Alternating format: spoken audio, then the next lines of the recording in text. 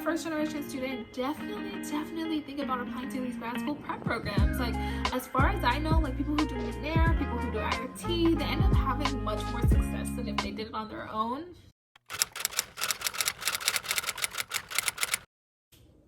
Hello guys, and welcome back to my YouTube channel. So in today's video, I will be talking about IRT, my experience as an IRT alum, and how IRT helped me in my graduate application process. So if you're interested in IRT, the Institute for the Recruitment of Teachers, and their program, their grad prep program, or if you're an alum, hey, I just wanted to share for other students who may not know what they are and how they can help, but also just like a quick review, I guess, of how it helped me in my grad application process. If you're interested, keep watching. So today I'll be talking about IRT. I just did a video on how I got into Brown, and I briefly mentioned sort of like how IRT sort of played into that and how my timeline was a little bit more extended. But I wanted to do a more in-depth video about IRT and sort of like how I discovered it, like how the process actually works, tips for people who want to apply, and just I guess if it helped me in any way, which I mean, spoiler alert, it did. I got into a lot of the programs that I wanted to, and I honestly think it was due to their help. So the first thing is how I found out about IRT.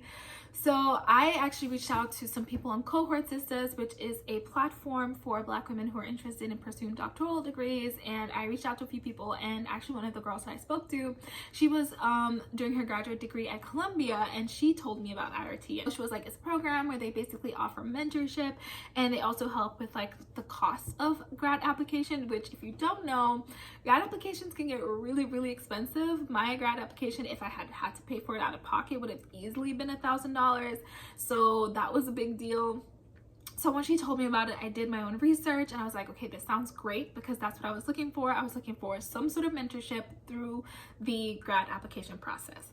As a first generation student, as a low income student, I was like, I cannot do this alone. I did undergrad alone, and that was treacherous. So let me try a different route and actually get some advice and some sort of like background for this, especially since PhD programs are so competitive. Like, I know a lot of qualified people who did not get into programs that they wanted. I know a lot of qualified people who had to reapply multiple times. So it's really difficult, and I really wanted to be sure that I was putting in the best effort, and IRT was a way to do that.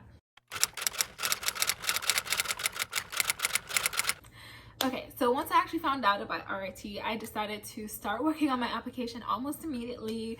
And the application is pretty reflective of sort of a grad application. So it's going to ask you about your research proposal, sort of like your background, basically how diversity plays into your work, because a lot of their mission has to do with diversity, and it's mainly geared to like people from diverse backgrounds. So I immediately started thinking about those things, and I knew that those were things that I had to think about for my grad application. Either way, I basically just had to do it a whole year earlier, because the timeline for IRT is you have to apply the year before you plan to apply to a grad program. So you can apply while you're currently applying for a grad program.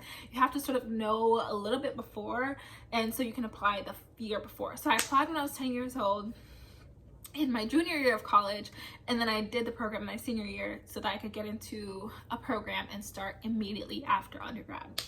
And so it doesn't work out like that for everyone. A lot of people come in from different stages. People come in after their master's, some people come in from undergrad, some people come in after some sort of time away. So that's not to say that you can only go if you're currently in college. Like, it's open to people from different backgrounds as long as you're intending to go to a graduate program.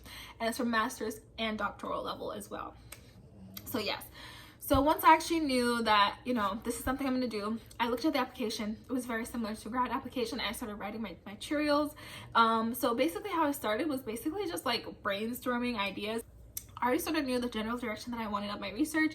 So I took it into my school's writing center, got a lot of feedback, and I did that for about a few weeks. So I would go to different writing tutors and say, okay, what comes out to you? And if they didn't like get the vision, then I was like, okay, I need to rework this in some way. So I would say that's the biggest tip for your IRT application. I would say not to think of it as some sort of like scholarship application where you can write it in one go and submit it off and be like, okay, if they get it, they get it. If not, it's fine.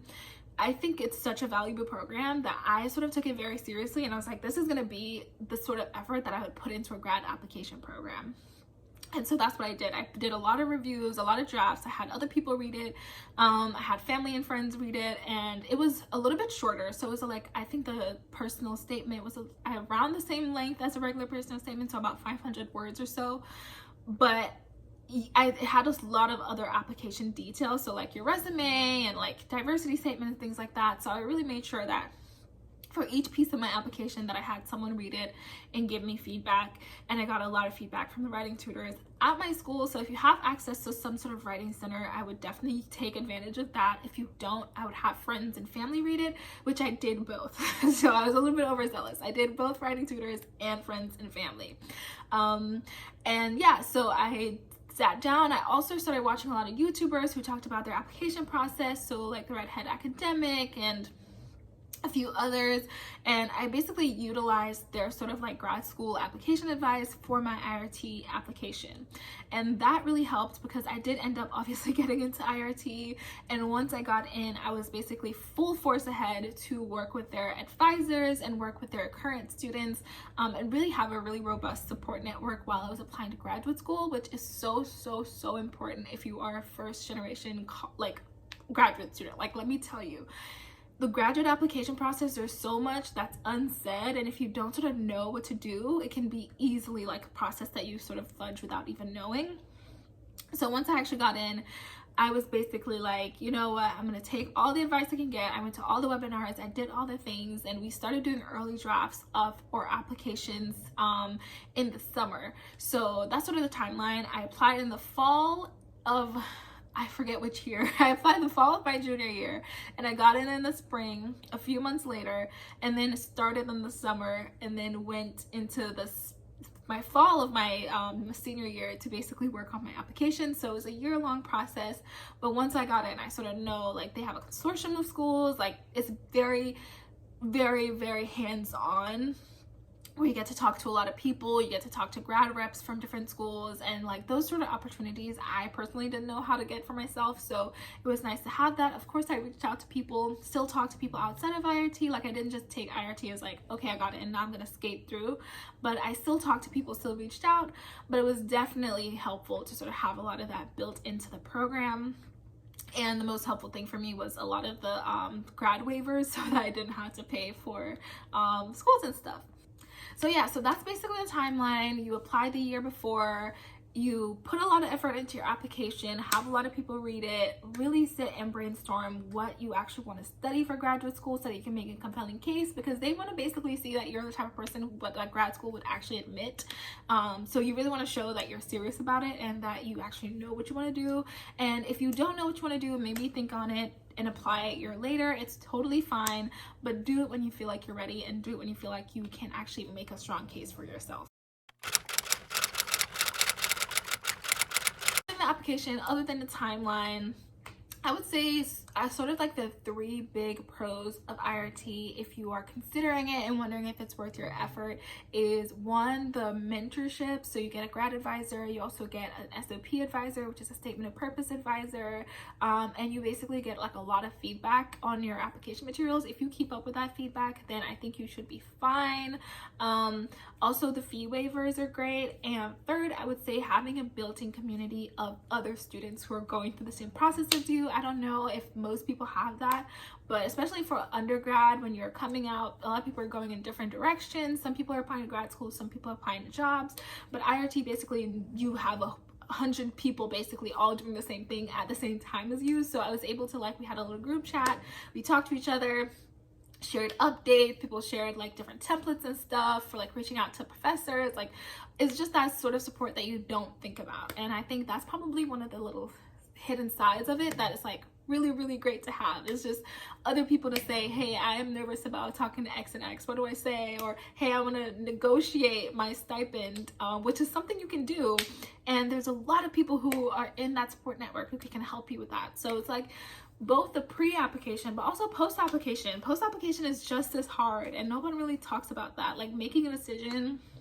if you had a lot of choices, or making a decision if you only had one choice and you're really trying to make it work for you. Like, you really need people to voice, you know, your concerns with, and people who sort of understand, like, is this a good move for you, and how should you be thinking about this in the long term.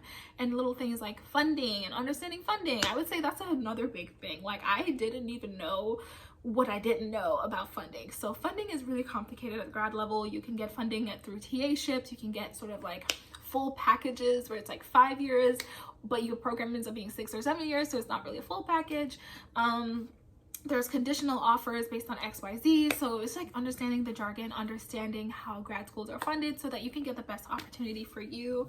I know that once I sort of like understood what I wanted from funding, I wanted like a program that was going to cover me all the years of my grad school journey. I wanted a program that was going to do full tuition remission, which some schools do, most schools I think.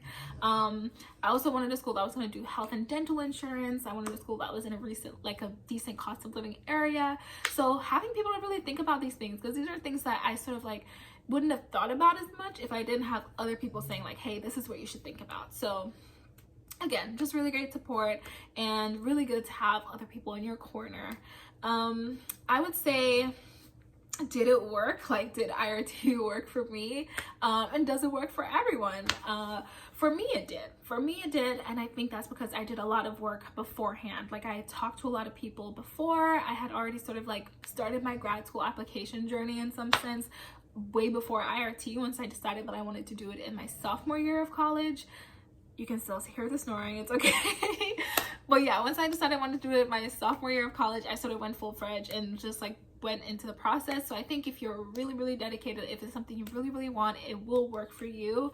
But if you're not sure, if you're sort of like, I'm not sure I want to go to grad school, I don't know, I would say maybe apply on your own and see if it works. And if not, if you want to like take a few years off and then come back to IRT, that might help. But yeah, definitely do it when you feel like you're in a position where, one, you sort of feel like you have the credentials that would give you more options, but two, you're sort of sure about the type of work that you want to do so that you're more focused in the process. Because I feel like they have the tools, but at the end of the day, it's like your application, like they can only do so much, you know. Let me know if you guys have any specific questions about IRT, but just know that like the support system is great. It's really a program for people who need that sort of mentorship. Like, if you don't have people in your life, I would say if you have people in your life who you can talk to, if you sort of have a lot of things that I'm talking about, like a support network who has this information, then you should be fine. And maybe you don't want to go through a whole other application for that. But if you're like me and you're coming from a background where you don't have that sort of like academic-y people, like sort of like academic people, then it's nice to have that. So yeah, let me know if you have any questions. Definitely recommend IRT if you're in the grad application process. Also, there's programs that are similar to it if you are not social science or humanities, because it is mostly for social science and humanities students. There's McNair for STEM students, and I'll list a few more of these grad school prep programs in the description box.